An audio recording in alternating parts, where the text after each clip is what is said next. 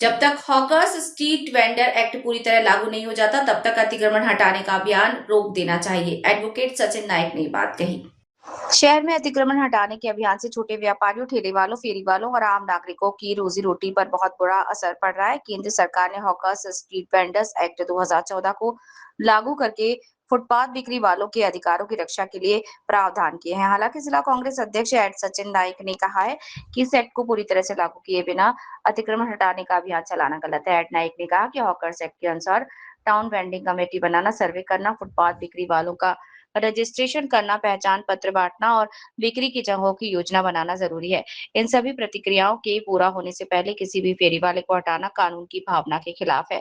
आज 11 जून 2026 को उप विभागीय अधिकारी तथा नगर परिषद पुसद के अधिकारी के को निवेदन के माध्यम से मांग की गई थी कि हॉकर्स स्ट्रीट वेंडर्स अधिनियम 2014 के पूर्ण क्रियान्वयन होने तक अतिक्रमण हटाओ अभियान को तत्काल स्थगित किया जाएगा।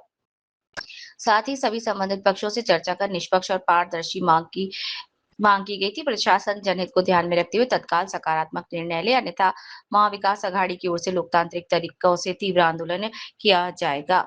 यहाँ पर इस अवसर पर कांग्रेस नगर के पदाधिकारी एड भारत जाधव, शिवसेना के मोहन विश्वकर्मा, सैयद इश्तियाक, कांग्रेस के अल्पसंख्यक महासचिव, नगर पदाधिकारी एड वसीम अहमद, शहर अध्यक्ष जिया शेख, विजय बाबर, तहसीन खान, गाजी उसामा, फिरोज खान, प्रकाश नेमायते के साथ साथ अकील बागवान, तस्लीम खान, प्रेम गोवर शेट्टीवार, गजानन गायकवाड़, दशरथ जवादे, मोहम्मद फारूक, श्रीमती अरुणा, उमाकांत पांडे, अमन खान, विलास यादव, फल और सब्जी विक्रेता और स्ट्रीट रिटेलर एसोसिएशन के हस्ताक्षर हैं। यवतमाळ ब्युरो चीफ शेख महबूब। निवेदन देण्यासाठी उपविभागीय अधिकाऱ्यांकडे आलो होतो। आम्ही उपविभागीय अधिकाऱ्यांना विनंती केली आहे की जो फेरीवाला जो कायदा आहे तो 2009 मध्ये हा जो कायदा झाला आहे, हा एक मॉडेल ॲक्ट होता जो देशाचे माजी पंतप्रधान स्वर्गीय मनमोहन सिंगजी यांच्या काळामध्ये झाला होता। तो मॉडेल ॲक्ट होता आणि तो राज्याने 2014 मध्ये त्याचा अंमल राज्यामध्ये सुरू केला।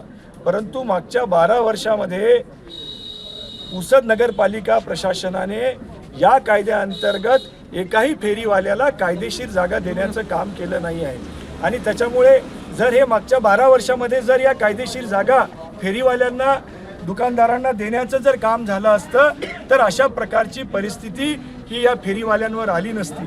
या देशात प्रत्येक नागरिकाला सन्मानाने जीवन जगण्याचा अधिकार आहे। त्याचा सन्मानाने जीवन जगण्याच्या अधिकाराला हिरावून घेण्याचा अधिकार हा कोणत्याही व्यवस्थेला या राज्यामध्ये नाही आहे आणि म्हणून आम्ही विनंती केली आहे की तुम्ही जोपर्यंत फेरीवाल्या कायद्याचा अंमल करत नाही तोपर्यंत तुम्ही ही मोहीम स्थगित ठेवा आणि ही स्थगित ठेवून तात्काळ त्यांचे नोंदणी करून कायद्याच्या तरतुदीनुसार त्यांना जागेचं अलोकेशन करा। कारण कोणालाही काही आनंद नाही आहे रस्त्यावर बसून रोजगार करण्याचा। बिचाऱ्याला रस्त्यावर बसावं लागतं, त्याला रोज आपल्या स्वाभिमानाशी तडजोड करावी लागते, त्याला मान खाली घालून जगावं लागते। तर अशा प्रकारचा भारत आपल्याला नको आहे। प्रत्येकाला स्वाभिमानाने जगता आलं पाहिजे, याच्यासाठी शासन प्रशासन असते। शासन प्रशासन काही लोकांवरती अन्याय करण्यासाठी नसते, त्यांना कुचलण्यासाठी नसते। आज तर आपण काय अमृतकालामध्ये आहो म्हणतात, तर हा कोणता अमृतकाल आहे की एका गरीबाला जो रस्त्यावर बसून आपला रोजगार त्याला करण्यासाठी जो मजबूर आहे त्याच्यावर अन्याय करण्यामध्ये हा कोणता अमृतकाल आहे? याचा शासनाने आणि प्रशासनाने विचार केला पाहिजे। तात्काळ या कायद्याचा अंमल करून या लोकांवर न्याय केला पाहिजे, ही मागणी घेऊन आज आम्ही या ठिकाणी आलो होतो। कोणाला काय असतील, प्रत्येक गोष्टीला दोन बाजू असतात, दुसरी काही बाजू असेल जी रस्त्याची ती बाजू आहे, आम्ही त्यालाही नाकारत नाही आहे। परंतु त्याच्याबरोबर यांना स्थानांतरित करून यांना कायदेशीर जागा देणं हे प्रशासनाचं, शासनाचं कर्तव्य आहे। ते आम्ही या ठिकाणी त्याची विनंती करायला आलो होतो। धन्यवाद।